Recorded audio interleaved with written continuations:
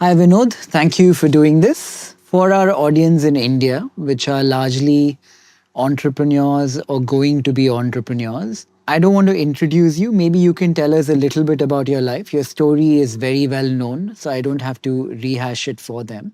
But maybe you tell us a bit about life, how you began, and where you are today. Well, life, my life has been pretty simple. I haven't done too many things, too many different things. But I was always curious about technology. And the piece people don't understand is, or don't know, I would say, there's nothing to understand. Do you want me to stop when there's a sound overhead or keep going? Is it Keep okay? going.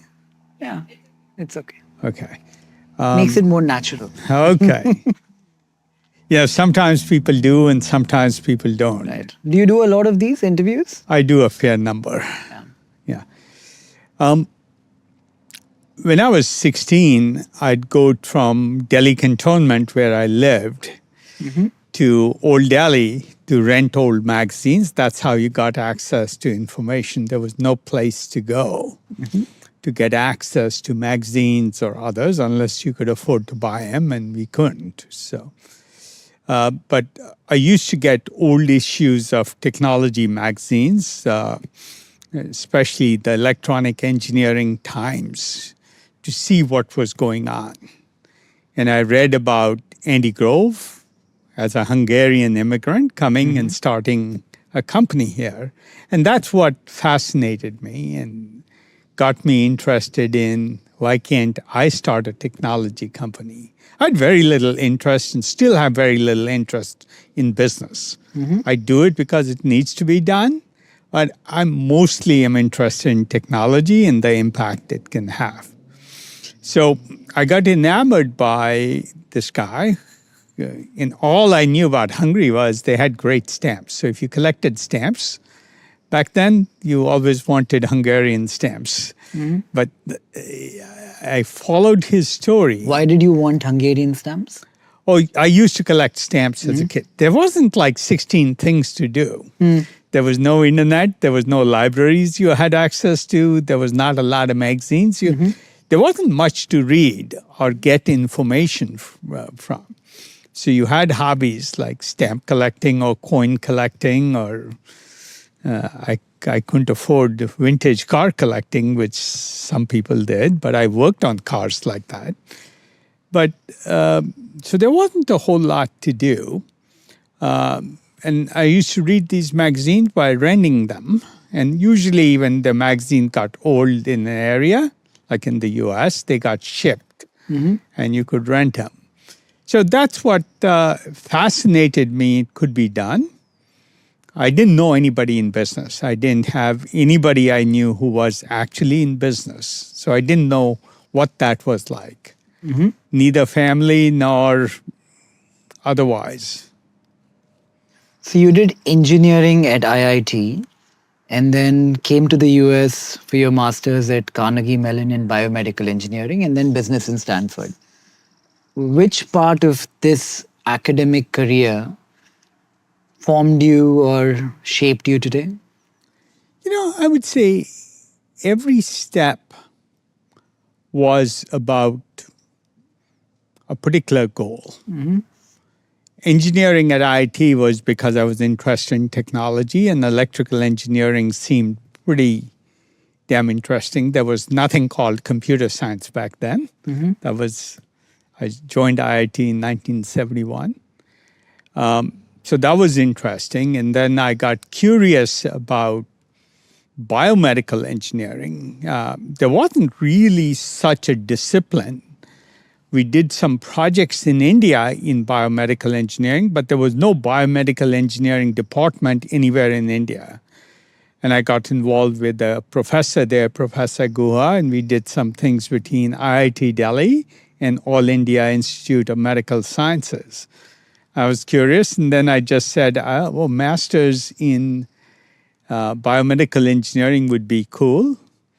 And so I came to the US to do my master's. But my real goal was to get to Silicon Valley and start a company.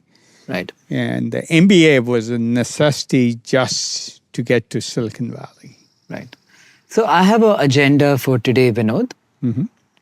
As an investor, the big question I have today is, since everything is changing so quickly with technology changing, I want to figure out which industries, sectors might be most relevant 10 years from now, either to invest in or build a business in. The question is essentially, as a young entrepreneur in India, where do the tailwinds really lie and where should I focus my efforts on over the next decade?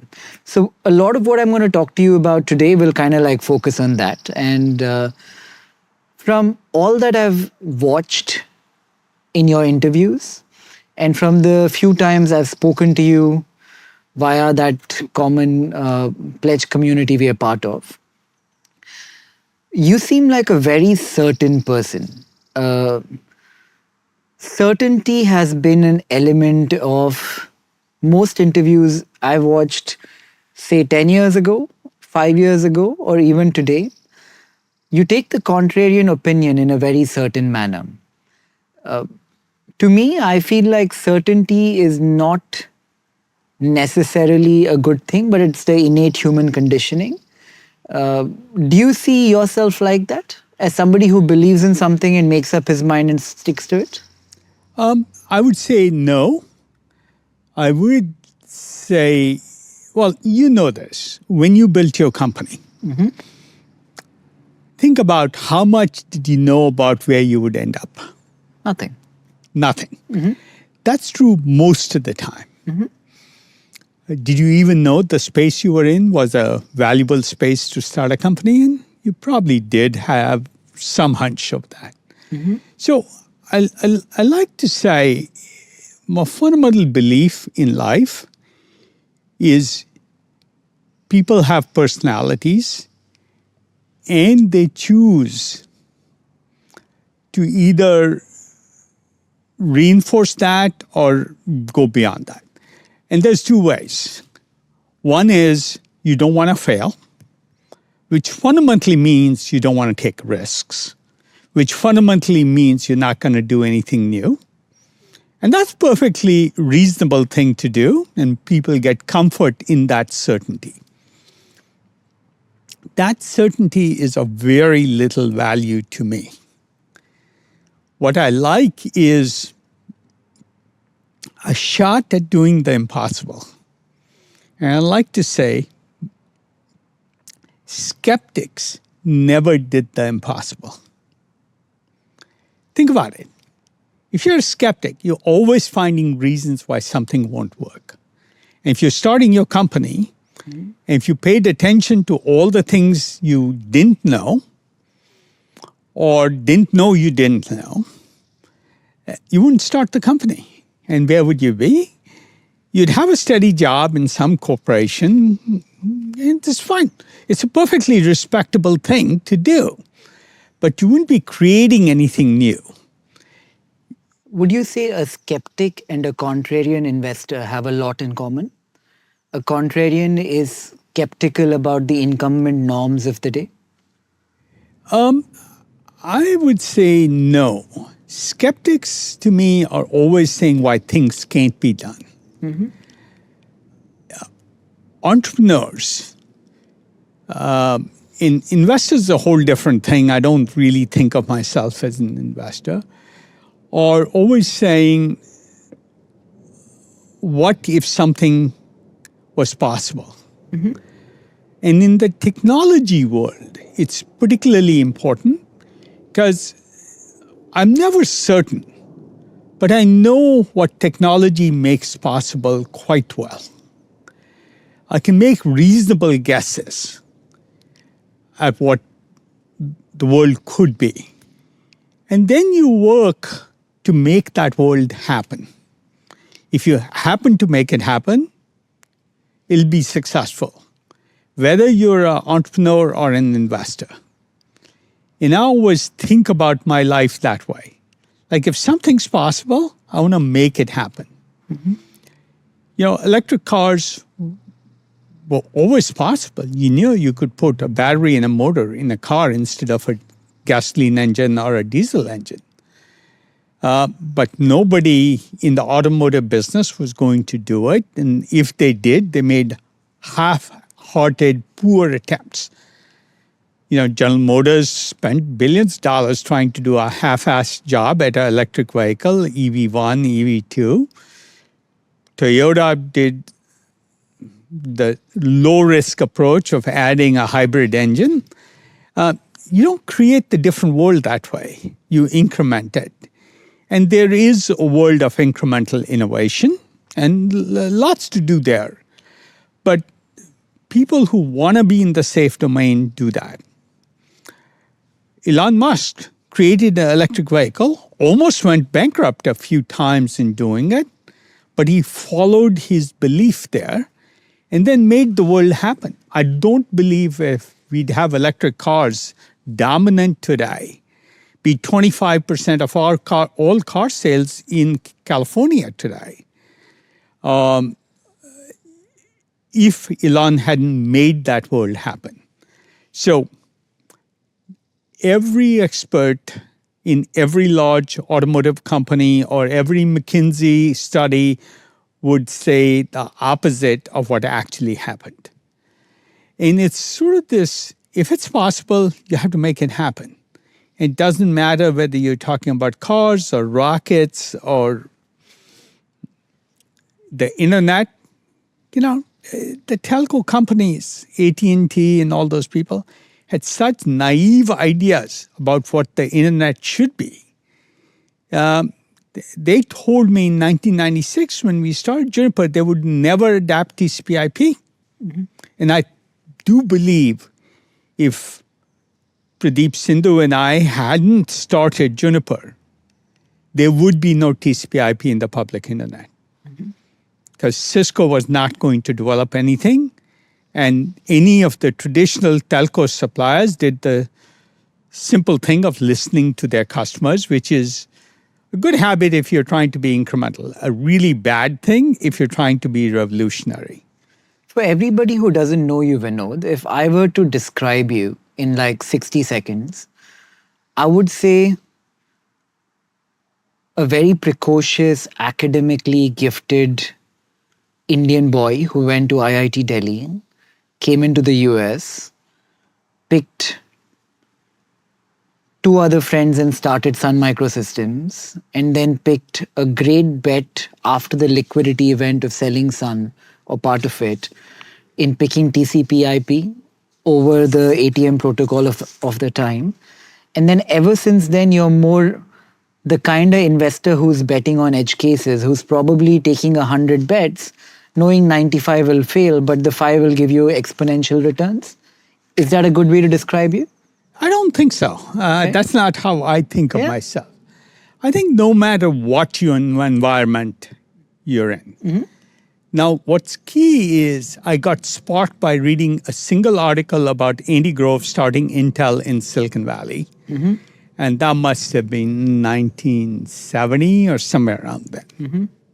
I was 15, 16, something like that. And then sort of not stopping there. Right. Saying, how do I make this happen? I'll give you examples. When I started at IIT Delhi, there wasn't a single computer programming class at any IIT anywhere. Right. In India. Mm-hmm. So what did I do? I said, that'd be cool to do.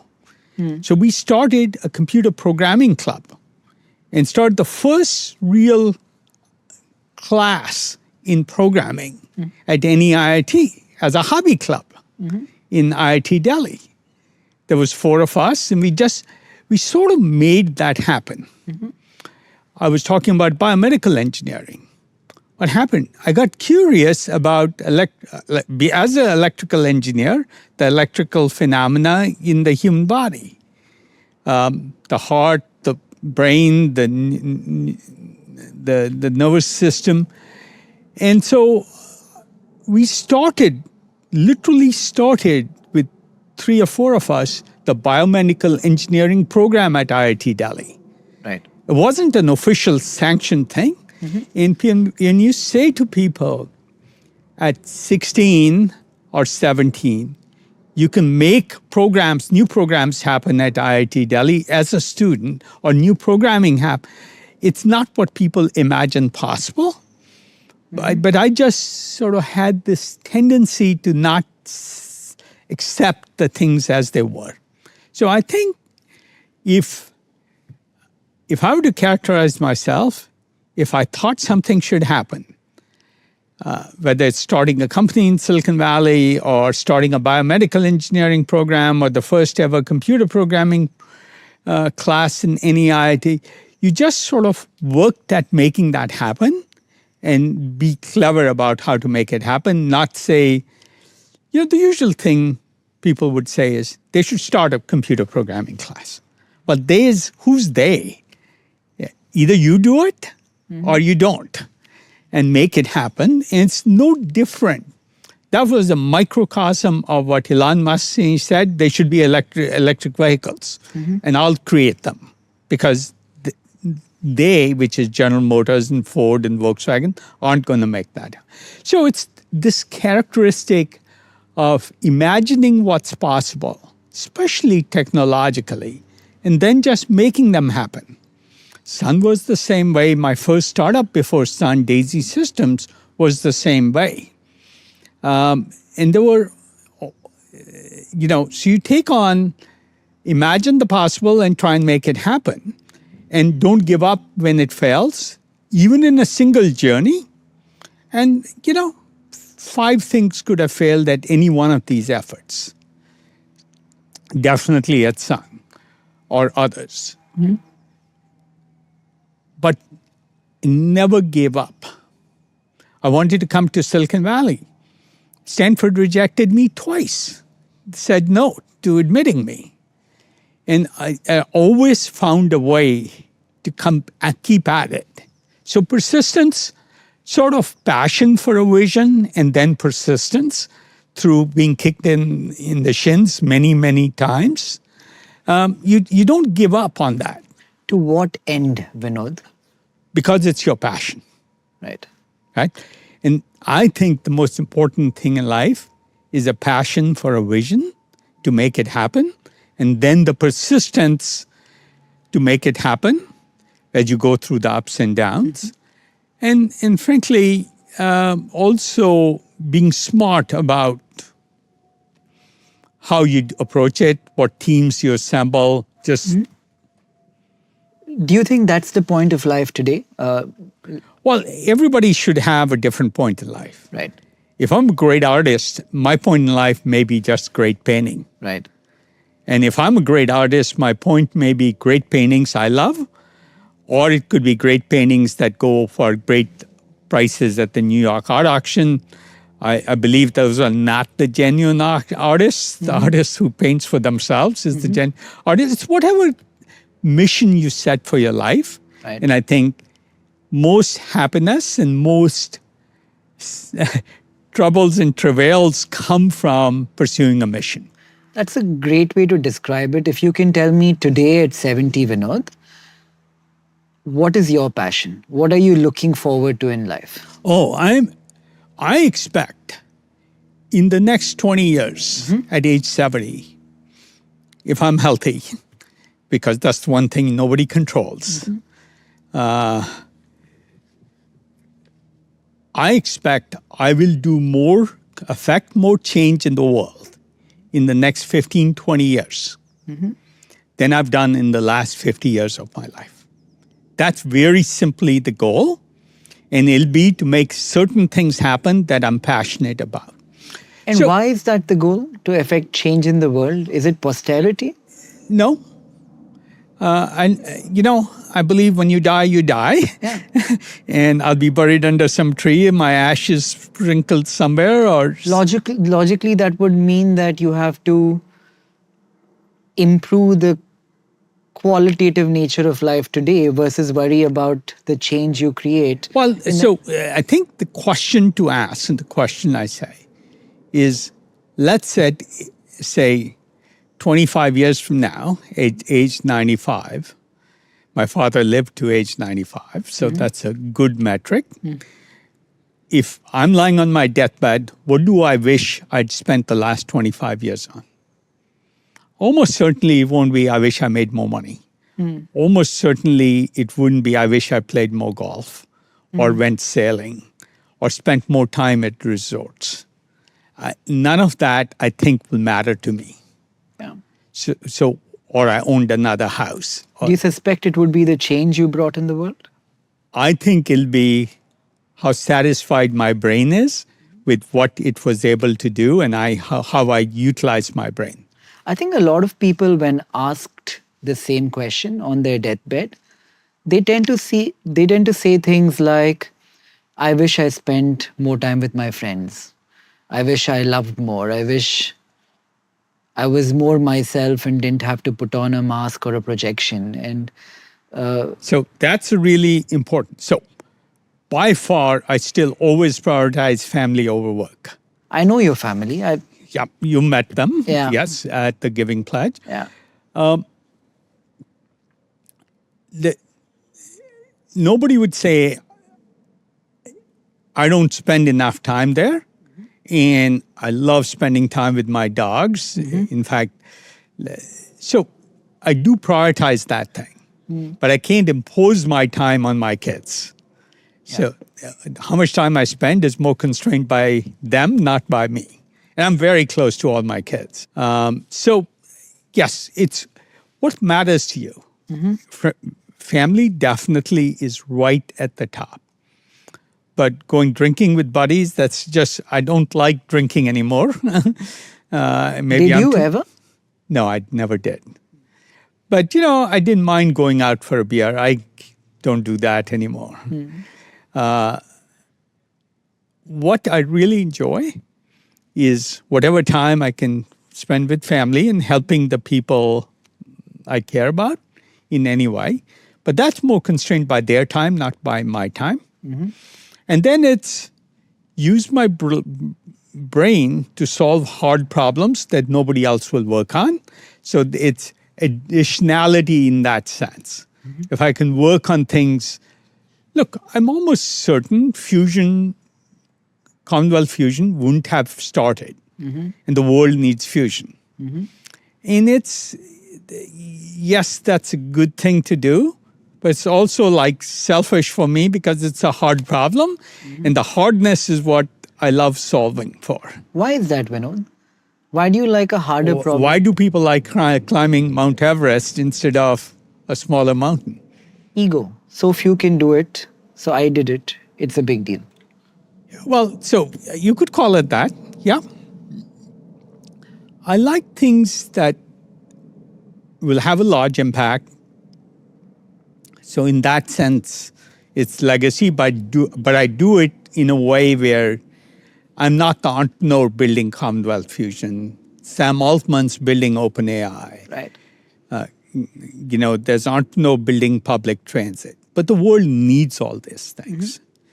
So, I have a document I wrote up that's a public document when I was 60. So that was... That AI will change the world. No. At 60, I said, what do I want to do? Back then, I said next 25 years of my life. At 70, I still say next 25 years. I feel like I'm in the same time horizon. But I wrote a document. It's a 50-page document on what do I want to work on for the rest of my life. And I called it Reinventing Societal Infrastructure with Technology, mostly because everybody I talked to said it can't be done. And so it was really the Mount Everest aspect of a hard problem that people don't think can be done, that I imagined 10 years ago. And it's a public document. It's on our website. And I just thought, when I started writing that, I thought I'd find one problem to work on. And I found there was no part of private GDP, non-governmental GDP, that I couldn't work on in a way that would be hugely multiplicative. That means give all 8 billion people on the planet the same lifestyle that the richest 800 million people on the planet, 10% have, without destroying the planet. And I've always been passionate on the climate issue. Right. Because it's such a long-term problem, people don't spend enough time on it. And it's not something that can be solved when it shows up. Right. So I defined them, and I started working on them. And our portfolio 10 years later reflects all those areas pretty much. Now, we do other things too, because we have to have decent fund returns to keep getting the privilege of investing more. But those hard problems really challenge me. And, my old partner, John Dewar, used to say, the way to get something done is tell we know that can't be done. And I do that. That's an ego thing. If something can't be done, then I want to attempt it. Right.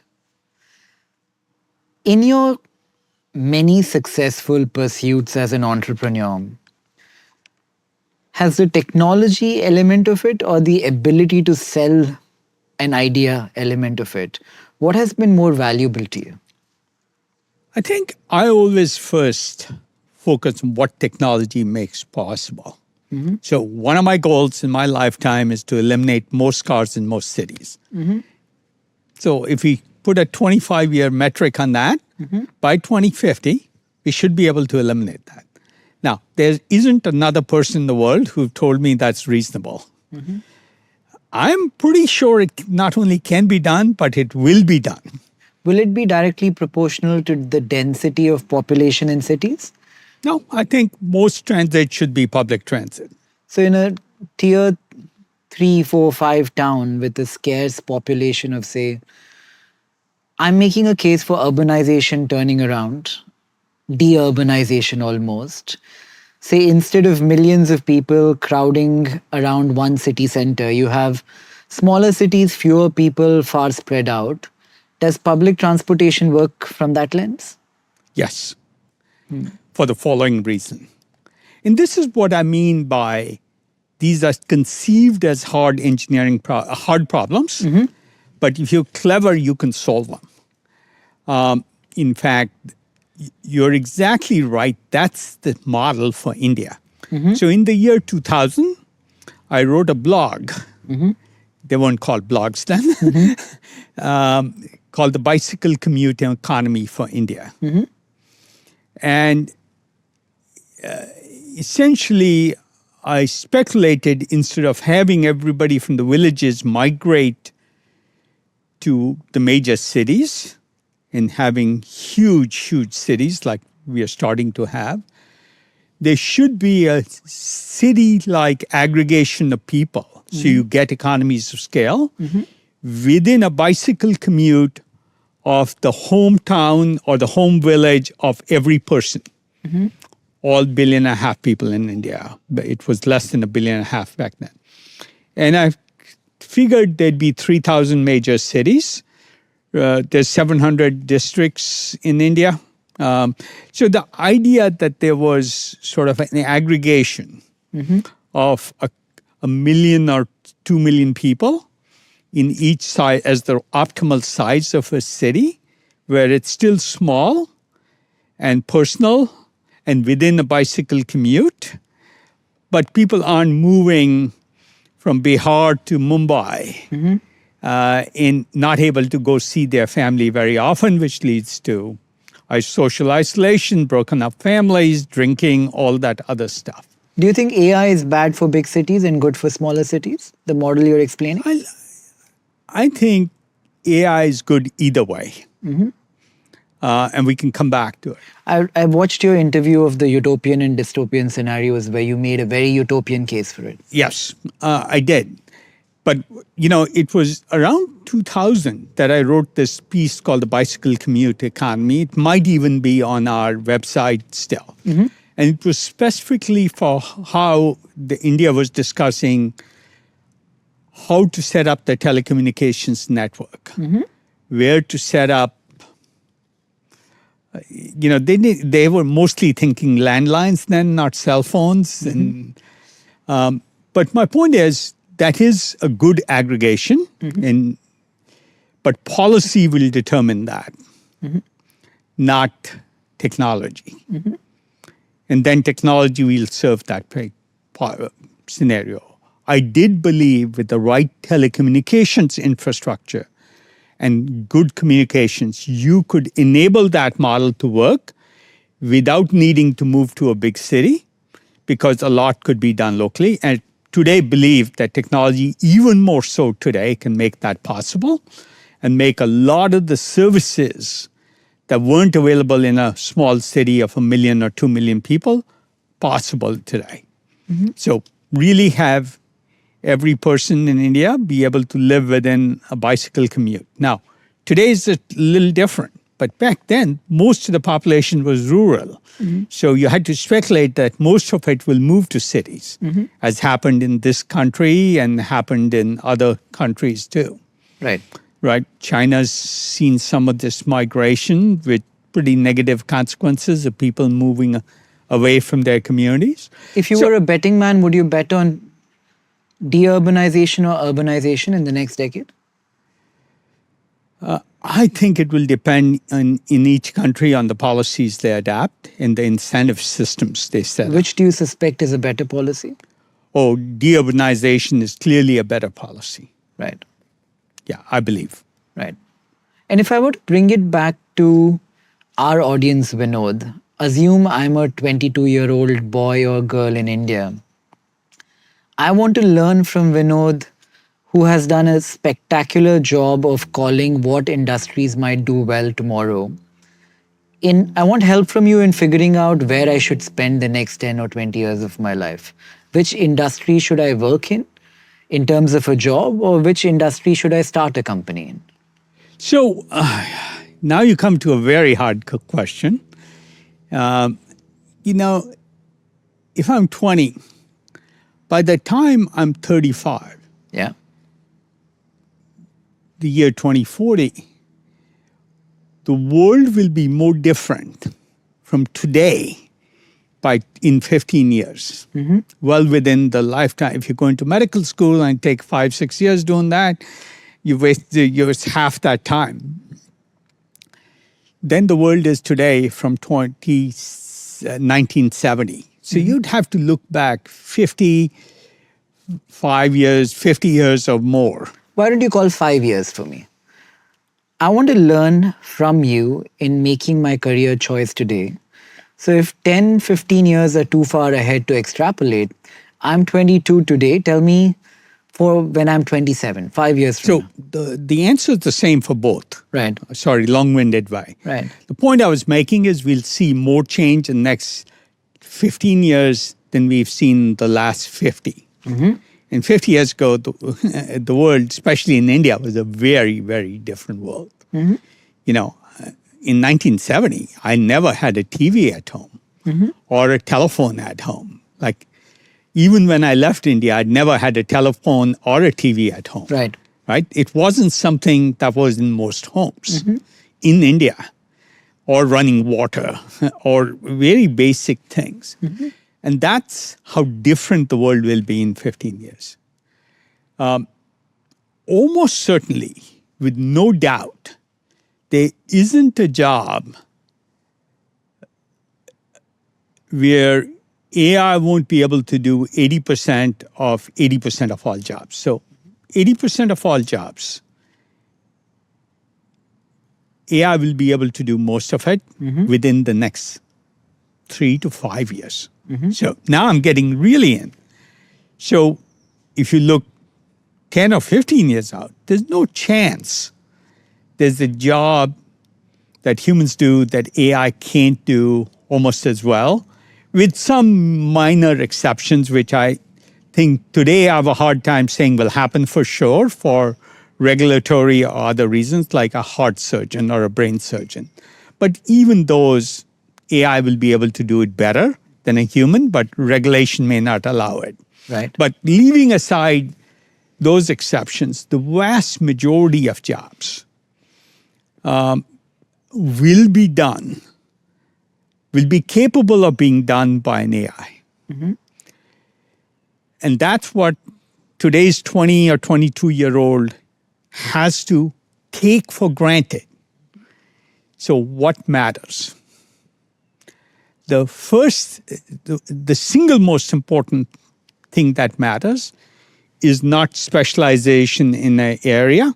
I don't learn welding or I don't learn finance. I learn the ability to learn. Be able to move around rapidly as the world evolves and learn rapidly. And I have to say, today, at age 70, I'm learning at a much faster pace than I've ever learned in my whole life, ever. In every 20-year-old should strive for this ability to jump into any new area, whether it's a physics problem or a biology problem or a finance problem, just this ability to think from first principles and learning new areas. Because ChatGPT can teach you any new areas. And AI will have that capability to be able to leverage these things well. So I would say you have to optimize your career for flexibility, not a single profession. Okay. That's the most important advice because you don't know what will be around. Almost certainly, this interview could be done without us physically meeting on real video generated by an AI. And the AI may be directed with what camera angle somebody wants. I hear you, Vinod, when you say the rate of change will be faster. I'm going to, as a 22-year-old, be more adaptable and flexible. I still need to make a choice today. Do I work in a IT services company? Do I work in a nuclear fusion company? Do I work in a data center? I still need to pick. Yeah, so I do think it almost doesn't matter where you start. Right. Okay? I'm saying, first,